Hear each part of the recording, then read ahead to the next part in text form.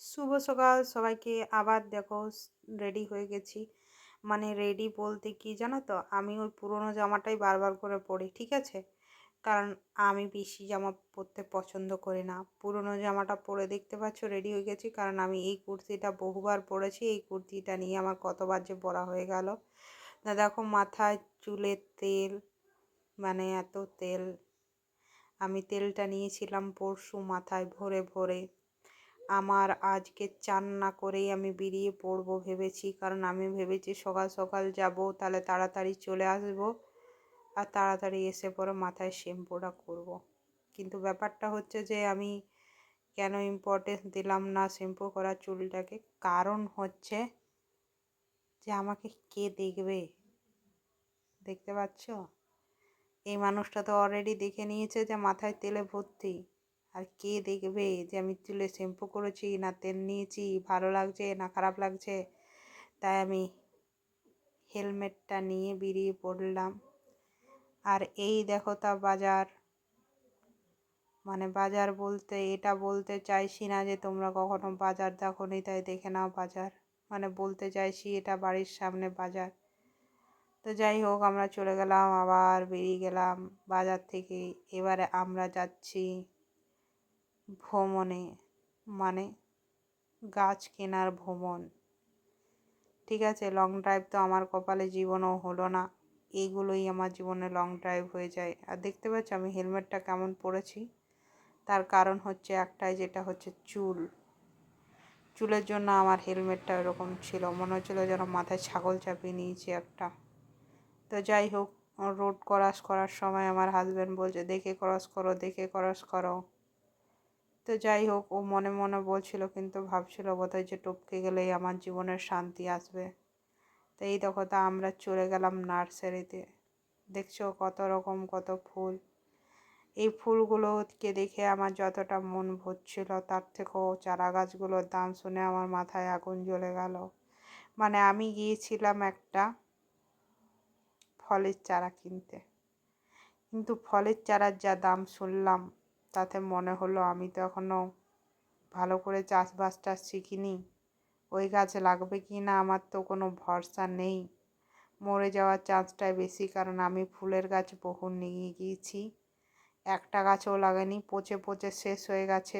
আমার চোখের সামনেই সব আত্মহত্যা করে নিয়েছে। তো যাই হোক, সেই সাহসে আমি কিন্তু ওই ফলের গাছটা আনতে সাহস পেলাম না।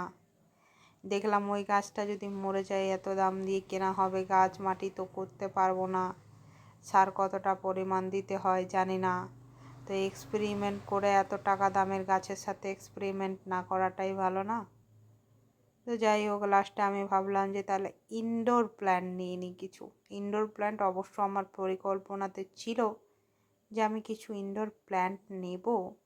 তো মানে বাস্তু অনুযায়ী কিছু কিছু গাছ, যে গাছগুলো লাগালে নাকি ঘরে অনেক ভালো হয়, মানে টাকা পয়সা আসবে ভরে ভরে, গাছের পাতা থেকে একদম 500 টাকা 100 টাকার নোট বেরিয়ে পড়বে। তো সেই জন্য আমি ভাবলাম যে চলো একবার ট্রাই তো করে দেখা যাক। আর দেখতে পাচ্ছ ওইদিকে কত সুন্দর লাল লাল ফুলগুলো ধরেছে। দেখো, দেখছো ফ্রিতে কত কিছু দেখতে পাওয়া যায়। দেখো, এই যে আমরা তেল খরচ করে এত দূর গেলাম নার্সারিটা ঘুরতে, কিন্তু এই যে তোমরা সবাই ফ্রিতে দেখতে পাচ্ছ বাড়িতে বসে বসে। তো যাই হোক, সেই জন্য মনে মনে আমাকে একবার একটু ধন্যবাদ অবশ্যই জানিয়ে দিও।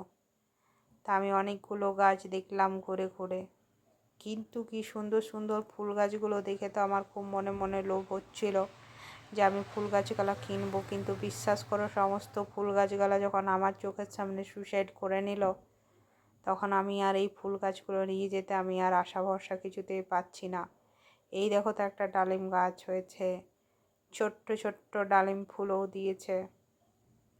তো যাই হোক, কখনো আবার কিনবো ডালিম গাছ, যে গাছেই হোক। কিন্তু এখন আপাতত এইগুলো নিয়েই চলে এলাম বাড়ি। রোদে পুড়ে গিয়েছিলাম, মুখটা তো হয়ে গেছিলো বাঁদরের মতো। আর এই দেখো তা কাটা গাছে কাটা, মানে এটা ফুল গাছ। এই দেখো তো আমার ফুল গাছগুলো, ঠিক আছে? এই ফুল গাছগুলো এইগুলোই নিয়ে এসেছিলাম। এই 3টে ফুল গাছ বেঁচে আছে, বাদ বাকিগুলো কিন্তু সব মরে গেছে। এই 3টে ফুল গাছ কিন্তু টব থেকে হয়েছে। হ্যাঁ, এগুলো কিন্তু সব আমার যত্নের পরিশ্রমের ফল। আমি কিন্তু এদেরকে প্রতিদিন জল দিই, এদেরকে কিন্তু না খাইয়ে রাখি না। দেখছো সবাইকে খুব সুন্দর একটু একটু করে জল দিই। যাই হোক, আমি যখন নিজের হাতে লাগিয়েছি তাই তো একটা দায়িত্ব তো অবশ্যই থাকে, তাই না?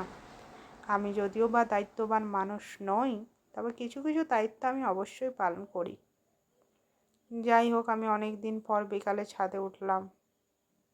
কি বলবো, কি ভালোটাই না লাগছিল। আনন্দ হচ্ছিল যে একটা ফ্রি দিন, একটা ফাঁকা দিন, একটা ছুটির দিন।